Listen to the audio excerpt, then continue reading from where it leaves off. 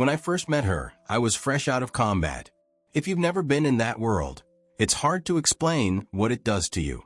Chaos becomes normal. Every day feels like it could be your last, and when you finally get out, you don't know how to live a regular life anymore. That was me, a man with scars I didn't know how to heal and habits I couldn't shake. We bumped into each other at a small cafe. She smiled and asked if the seat next to me was taken, and that was it. In a world that felt unpredictable, she was calm, steady, and warm. For a guy like me, that was gold. She didn't know about my past, of course. I wasn't ready to talk about it. Honestly, I didn't think it mattered. I told her I worked for the government. Simple, vague, easy to believe. It wasn't a lie exactly. It just wasn't the whole truth. I left the messy details, the combat missions, and the classified operations out. She didn't need to know how many nights I spent on edge, or the things I saw that still haunt me. We got married about a year later. I thought I had left the chaos behind, that we'd build a normal life together. But about 6 months into our marriage, the FBI came knocking. They'd heard about my combat record and wanted me on their team. It wasn't an opportunity one could ignore. Here's the thing about being in the FBI. It's not like the movies. It's not all car chases and shootouts. A lot of it is slow, careful work, but it's dangerous too. The people you're dealing with aren't just criminals. They're the kind of people who wouldn't blink before coming after your family if they knew who you were. That's why I kept it from her. It's safer if she didn't know because she wouldn't worry. But I won't lie, keeping secrets weighs on you. There were nights when I'd come home late, exhausted from a mission, and she'd ask where I'd been. I'd give her some vague excuse about meetings or late-night reports.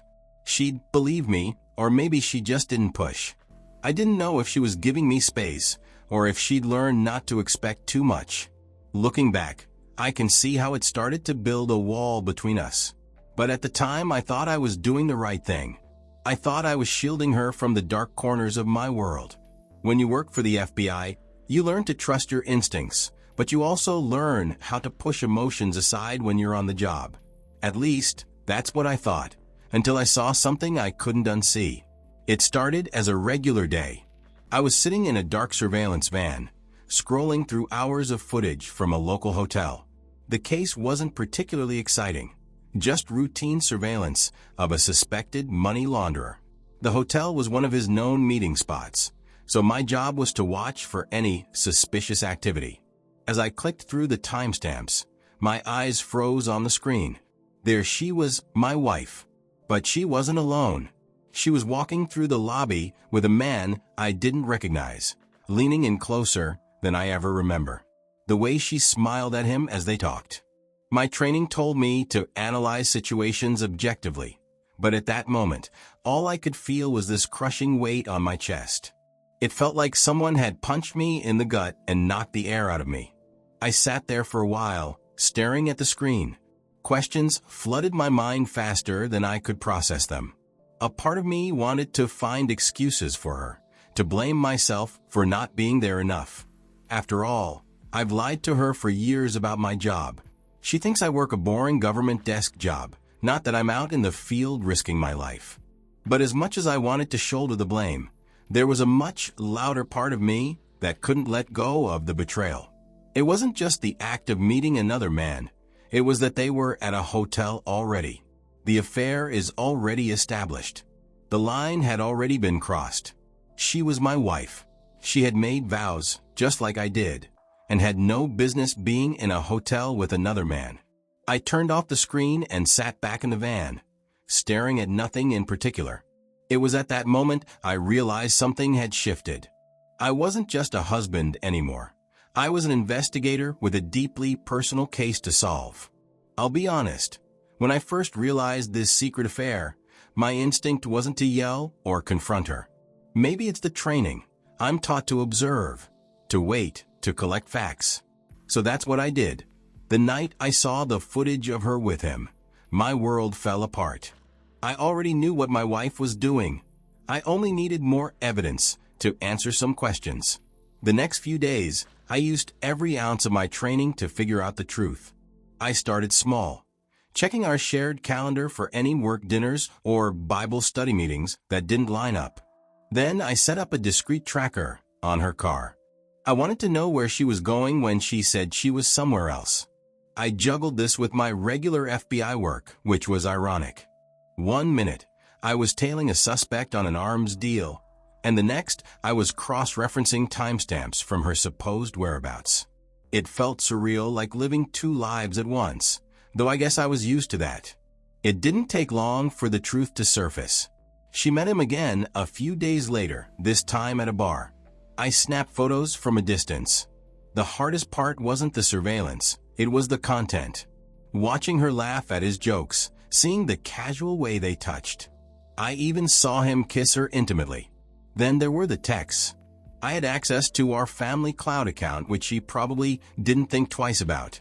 That's where I found the messages, which confirmed what I'd already pieced together.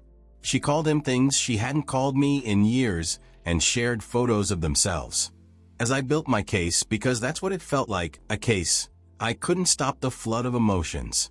Resentment grew with every photo, every text, and every moment I tracked her movements and saw the life she was building with someone else. And the worst part? She had no idea I knew. I could have confronted her right then and there, but I didn't. Because if there's one thing I've learned in my line of work, it's this. The truth always comes out, and it's better when it's undeniable. After I had everything I needed, photos, timestamps, messages, I decided to take action. Not by confronting her. Oh no, I wanted her to see the world she built crumble piece by piece. The first thing I did was reach out to her lover's wife. Well, not directly. I didn't want to show my hand. I created a new email account, completely untraceable, thanks to the skills I picked up in the field. I wrote her a simple message, "You deserve to know the truth about your husband," and attached a couple of photos. Nothing dramatic, just enough to make it clear. I hit send, and imagined what her reaction might be when she saw them. Maybe shock, maybe anger. Either way, it wasn't my concern. I was simply putting the pieces in place. Next, I turned to my wife's Bible study group. It was ironic, really. Every Tuesday evening, she'd sit with those women, discussing virtues like honesty and faithfulness. Meanwhile, she was busy lying to everyone, including herself. I printed out a few of the more damning photos, ones that left no room for doubt, and mailed them anonymously to 3 of the group's core members. I knew these women wouldn't keep quiet. They'd whisper and gossip, letting the news spread like wildfire. Then I went for her family. This one felt personal. Her parents always thought of her as this perfect angel, the daughter who could do no wrong. So, I mailed them the same photos anonymously. No letter, no explanation, just the truth in black and white. I didn't need to add any commentary. The images spoke for themselves. And you know what the funny thing is? None of them came to me to expose her. Not the Bible study group. Not her family. Everyone kept it quiet, pretending they hadn't seen anything. But I could tell the news was spreading. I saw it in her face, the way her cheerful demeanor started cracking. She was quieter at dinner, distracted. She spent more time on her phone, but not in the usual way.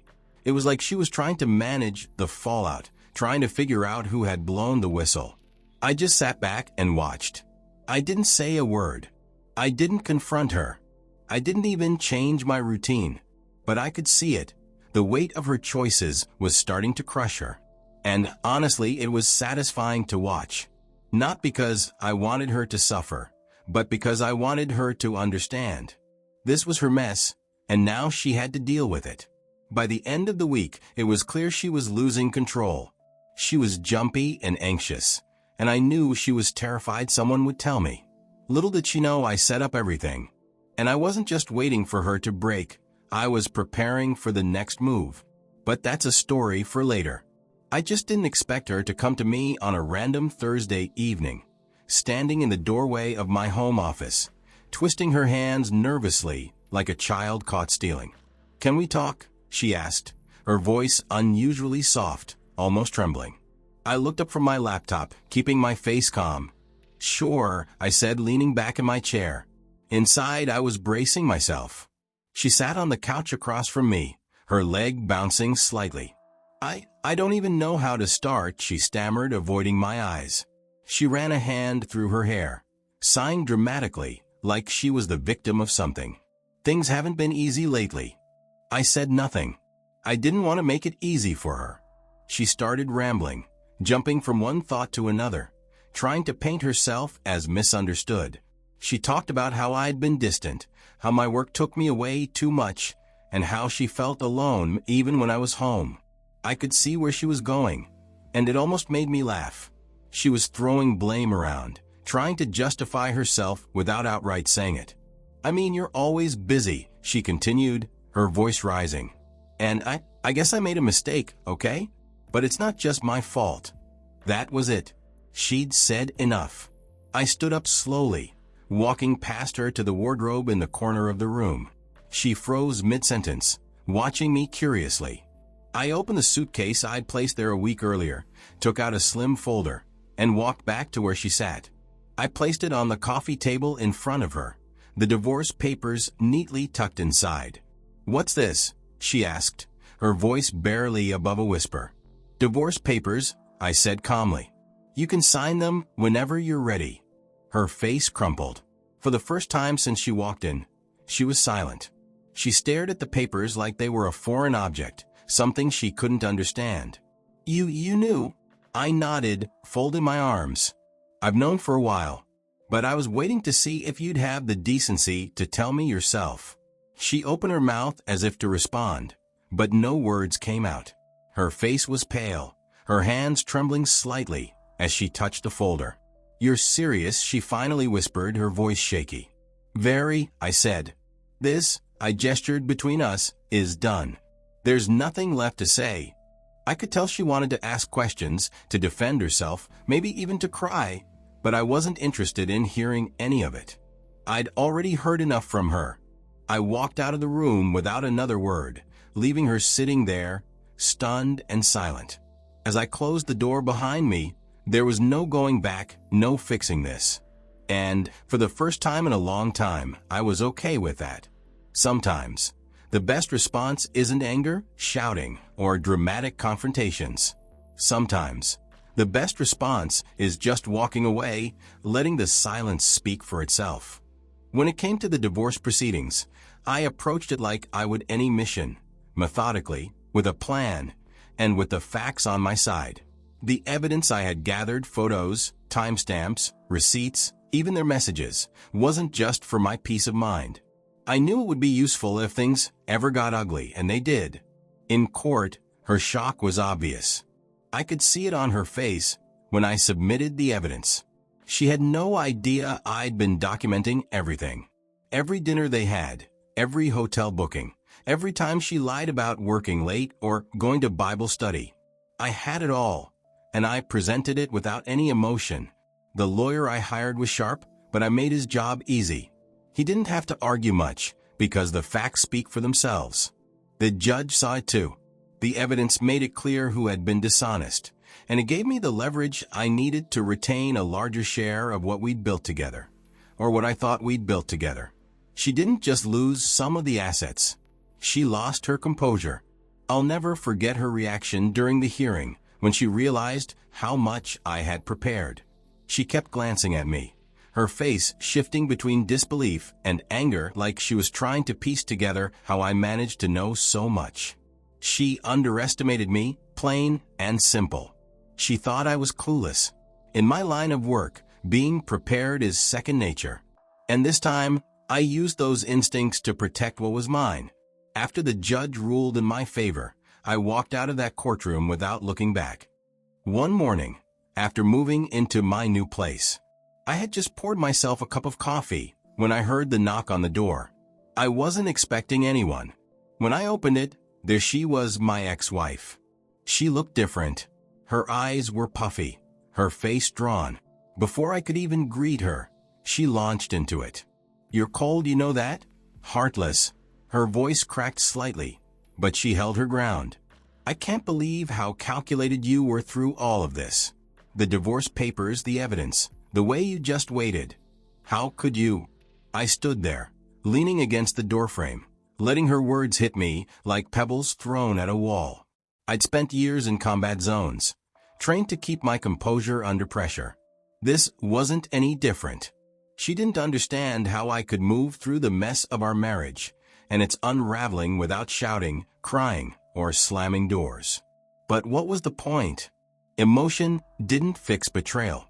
You didn't even give me a chance to explain, she shouted, her hands clenched into fists at her sides. I stayed quiet. What was there to say? She'd already had her chance, and she'd wasted it with excuses and half-truths. I had allowed her to come clean on her own terms, and when she didn't, I made my move. Calculated? Maybe. Cold? Possibly. But heartless? No. I don't even recognize you anymore, she said, her voice softer now. You were so meticulous. The evidence you had, how did you even do all of that? Who are you? She was crying by then. The tears streamed down her cheeks, and for a moment, I felt a flicker of the man I used to be, the man who would have wiped those tears away. But that man was gone. He'd left the moment I realized she had chosen someone else over the life we built together. When she finished, there was silence. I didn't respond. I just looked at her, calm and steady, like I'd been trained to do. My silence seemed to frustrate her more than anything I could have said. You just don't care, do you? She whispered, her voice trembling. I did care once. I cared enough to build a life with her. But now, caring was a luxury I couldn't afford. She wiped her face with the back of her hand, muttered something I didn't catch, and turned to leave. I watched her walk away. As the door closed behind her, I let out a slow breath. It was a bittersweet moment. Part of me felt relief. It was truly over. But another part of me that remembered the good times before the lies felt a twinge of sadness. It was the last time I saw her, and even now I know she left with more questions than answers. Maybe that's what hurt her the most. But for me, it was the closure I needed. Sometimes silence says more than words ever could. I threw myself into my work. If I wasn't out in the field, I was in the office, poring over every case file, every lead. And you know what? It helped, because focusing on the mission reminded me of my purpose. It gave me clarity. The pain? It didn't go away, not entirely, but it got quieter. I stopped wondering what she was thinking, or why she did what she did. I stopped caring about the answers I'd never get. And here's what I learned from all of it. Relationships, good ones, are built on honesty and communication. Not just from one side, but from both. If she had told me she was unhappy, or that she felt neglected, maybe things could have been different. Maybe I would have tried harder to bridge the gap between my work and my marriage. Or maybe it wouldn't have made a difference. Who knows? But sneaking around, lying, cheating, that was never the answer. So now I'm asking you, what do you think about how I handled it? Was I too cold? Too calculated? Some of you might think I should have sat her down and talked it out. And maybe you're right. Or maybe for someone like me, there was no way back after that betrayal. What would you have done in my shoes? And to the women watching this, communication matters. If there's something wrong in your relationship, say it. Don't bottle it up. Don't let it fester. Because once you cross a line like that, once you betray someone who's put their trust in you, there's no going back. And the fallout? It's messy for everyone involved. Let me know in the comments. What would you have done? Do you think I went too far with how I handled it? Or was it the only way? I'm curious to hear your thoughts.